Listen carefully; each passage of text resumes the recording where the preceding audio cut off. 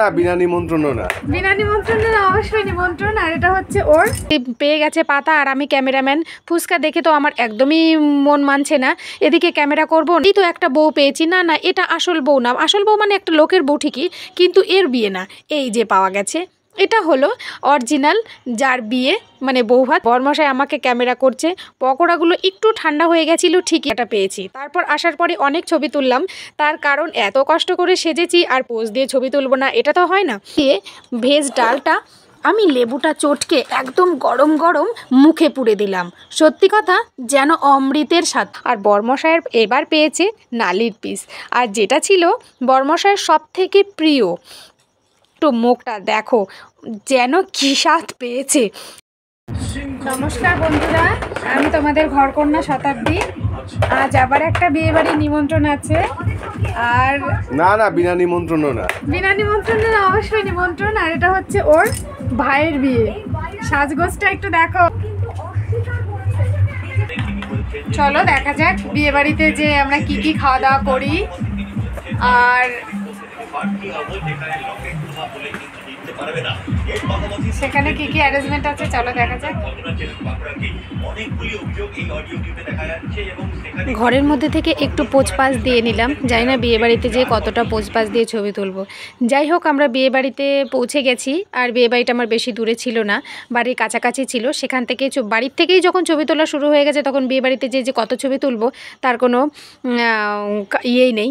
যাই হোক, চলো দেখা যাক। এবার বিয়ে বাড়িতে যেয়ে দেখলাম প্রচণ্ড ভিড়, কিন্তু ফুচকার দোকানের সামনে কিন্তু ভিড় নেই। একটু মনের মধ্যে ডাউট হচ্ছিল, কেন ফুচকার দোকানের সামনে তো এত ভিড় থাকে। যাই হোক, বরমশাই বললো বেশি দেরি করা যাবে না, চলো আগে ফুচকাটা খেয়ে নিই। বরমশাইয়ের তো দেখছি পেয়ে গেছে পাতা, আর আমি ক্যামেরাম্যান। ফুচকা দেখে তো আমার একদমই মন মানছে না, এদিকে ক্যামেরা করব না, জিভ দিয়ে জল পড়ছে।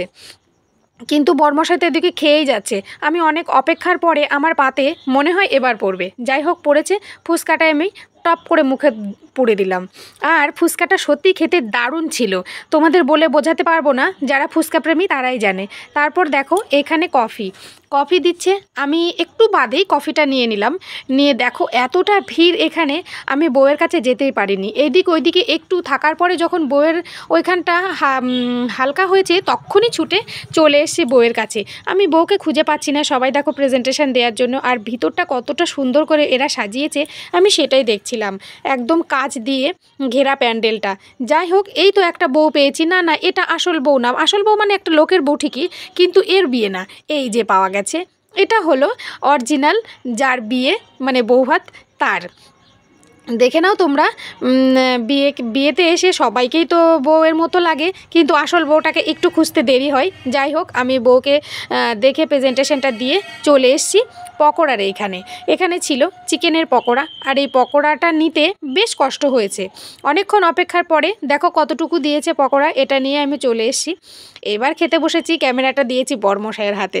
বরমশাই আমাকে ক্যামেরা করছে। পকোড়াগুলো একটু ঠান্ডা হয়ে গেছিলো ঠিকই, কিন্তু খেতে দারুণ ছিল। কারণ ওইখানে এতটাই ভিড়, আমি নিতেই পারছিলাম না। তোমরা হয়তো ভাবছো ভিড় দেখা যাচ্ছে না, খুব ভিড় আছে। তারপর দাঁড়িয়ে গেছি আমি কফির কাছে। কফিটা নিতে আমাকে আরও কষ্ট করতে হয়েছে, কারণ কফিটা দেখো ওর হাতে চলে আসছে, আমার হাতে আসছে না। আমি হাতটা বারবার বাড়াচ্ছি ঠিকই, কিন্তু আমার হাতে কফিটা পৌঁছাচ্ছে না। যাই হোক, শেষমেশ আমি কফিটা পেলাম। তারপর দাঁড়িয়ে কফিটা খেয়ে কিছুক্ষণ চেনা লোকজনদের সাথে একটু গল্পগুজব করার পরে খাবার এখানে চলে এসেছি। দেখো আমাদের এখানে কতটা ভিড়, ওদের সবে মাংস দিচ্ছে আর আমরা বাইরে থেকে দাঁড়িয়ে আছি। তারপর অনেক কষ্ট করে জায়গা রেখে চলে এসেছি আমরা আমাদের নিজেদের জায়গায়, অর্থাৎ আমরা এই জায়গাটা পেয়েছি। তারপর আসার পরে অনেক ছবি তুললাম, তার কারণ এত কষ্ট করে সেজেছি আর পোজ দিয়ে ছবি তুলবো না, এটা তো হয় না। যাই হোক, বরমশাই, আমি, ওই পাশে মিষ্টু আছে আর মিষ্টুর বান্ধবী আছে, সবাই একটু পোজ দিয়ে ছবি তুলছিলাম। দেখো ছবি তোলা কিন্তু শেষই হচ্ছে না, কারণ অনেক কষ্ট করে সাজা হয়েছে। আর এই সাজের ছবিটা এ পোজ ও পোজ, বরমশাইয়ের ছবি তুলেও কিন্তু শান্তি হয়নি, নিজের পোজটা একটু আরও বেশি দিতেই হবে। তার জন্য নিজের পোজটা আমি একটু বেশি করে দিলাম, তোমাদেরকেও দেখিয়ে দিলাম। কেমন লাগছে বন্ধুরা অবশ্যই জানিও। আচ্ছা চলো দেখা যাক, এবার মিষ্টুকে একটু তুলি। নিজের ছবি আর কত তুলবো, মিষ্টু তো একটা বদমাইশি করতে গেছে, কিন্তু ওর বাপি বলছে তোকে একদম বাজে লাগছে। এবার ও আর পোজ খুঁজে পাচ্ছে না, দেখো কেমন করছে। ও তো মোটামুটি কোনো রকম একটা পোজ দিল। এবার ওর বান্ধবী জল খাচ্ছিল, বুঝতেই পারিনি আমি ওর ছবিটা তুলে নেব। ও যাই হোক ক্যামেরাটা আটকাতে চেষ্টা করলো, কিন্তু আটকাতে পারেনি। ওইভাবেই দুজনকেই ছবি তুলে নিয়েছি। ওদেরও পোজ দিয়ে এভাবে স্টিল ছবি অনেকগুলো তোলার পরে আমরা বসে আছি ওইখানে। তখন দেখছি মিষ্টু আর রাজদীপ আর ওর ঠাম্মাকে তো ছবিটা তোলাই হয়নি। এই ফাঁকে একটু মিষ্টু কষ্ট করে ওর ঠাম্মা আর রাজদীপকে ছবিটা তুলে নিল। আর এই ছবি তুলতে তুলতে কখন যে আমাদের সামনে প্লেট, লেবু সব কিছুই পড়ে গেছে বুঝতেই পারিনি। তারপর আমাদের পাতে পড়েছি পনির পাসিন্দা ও চাটনি। পনির পাসিন্দাটা গরম গরম ছিল আর চাটনিটা ছিল অসাধারণ। আর এই চাটনিটা দিয়ে পনির পাসিন্দাটা ভেঙে খেতে দারুণ লেগেছিল। বরমশাইয়ের মুখের আইটেমটা দেখলে তোমরা অবশ্যই বুঝতে পারবে। আমারও কিন্তু দারুণ লেগেছিল। আমি এই পনির পাসিন্দাটা পুরোটাই কমপ্লিট করতে না করতেই আমার পাতে পড়ে গেছে আলুর চিপস, সঙ্গে দেরাদুন চালের গরম গরম সাদা ভাত। সত্যি কি বলবো, এই ধোয়া ওঠা ভাতের সঙ্গে যখন পাতে পড়ে যায় ভেজ ডাল, আর এই ভেজ ডালটার সঙ্গে যদি একটু লেবু চটকে নেওয়া যায় তাহলে তো আর কথাই থাকে না। দেখো লেবুটা চটকাতে যে তার বীজটা পড়ে গেছে, আর আমি এই বীজগুলোকে সরিয়ে দিয়ে ভেজ ডালটা আমি লেবুটা চটকে একদম গরম গরম মুখে পুরে দিলাম। সত্যি কথা যেন অমৃতের স্বাদ পেলাম, দারুণ লাগলো খেতে। সত্যি কথা এর স্বাদের তো কোনো তুলনাই হবে না বস। একটু চিপস ভেঙে নিয়ে আমি ভাতগুলো খেয়ে নিলাম, আর তার সঙ্গেই পড়ে গেছে ইঁচড় চিংড়ি। এইবার ইঁচড় থেকে চিংড়িটা খুঁজছিলাম, ইঁচড়টা ভাঙতে একদম নরম হয়ে গেল। বরমশাই একটা চিংড়ি দেখালো, ভেবেছিলাম অনেক বড় বড় চিংড়ি পাবো, কিন্তু পেয়েছি একদম ছোট ছোট দু পিস চিংড়ি পেয়েছি, তাই মনটা খারাপ হয়ে গেছে। যাই হোক, আর এই গরম ভাতের সঙ্গে ইঁচড় চিংড়িটা যখন একটু চটকে মেখে নিয়ে মুখে পুড়ে দিলাম, কি বলবো, এর স্বাদের তো কোনো তুলনাই হবে না। দারুণ লেগেছে।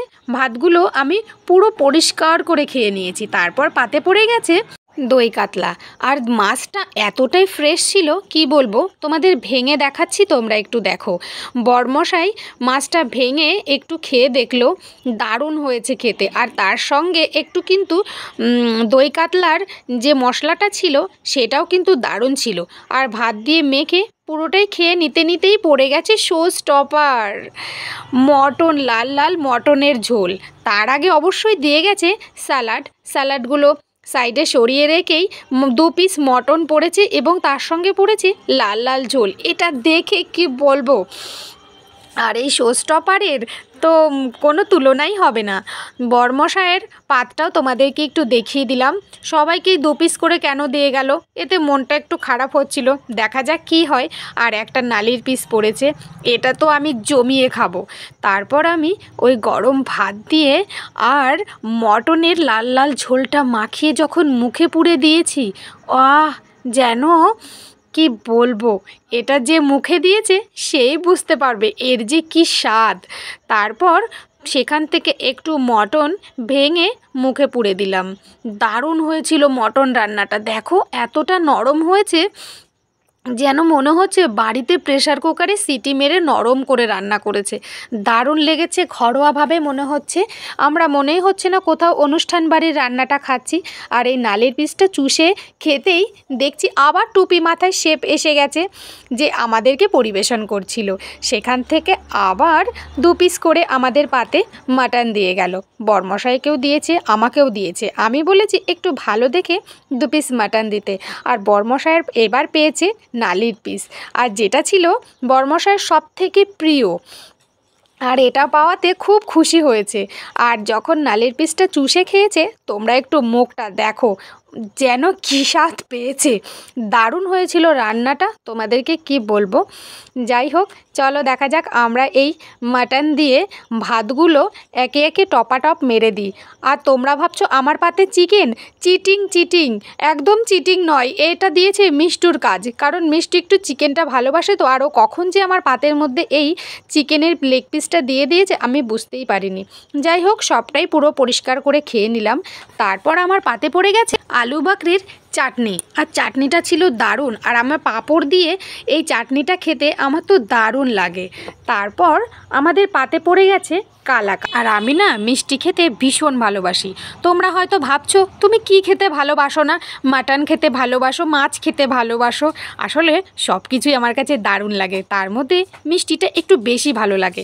যাই হোক, আমি পাঁপড় ভেঙে ভেঙে ওই চাটনিটা দারুণ মজা করে খেয়ে নিলাম। তারপর খেলাম ওই কালাকাঁদটা। তারপর আমাদের পাতে পড়ে গেছে দুধ মালাই, আর যেটার স্বাদ ছিল অসাধারণ। এটাও আমি টপাটপ মেরে দিলাম। দেখো আমাদের খাওয়া কমপ্লিট। মিষ্টু দেখছি হাতটা ধুয়ে নিয়ে রেডি। তারপর বাড়ি এসেছি, মনে হচ্ছে একদিনের মাটন খেয়ে শক্তিশালী হয়ে গেছে বরমশাই। তোমরা যদি এরকম ভিডিও দেখতে চাও তাহলে আমার চ্যানেলটা অবশ্যই একবার লাইক আর সাবস্ক্রাইব করো।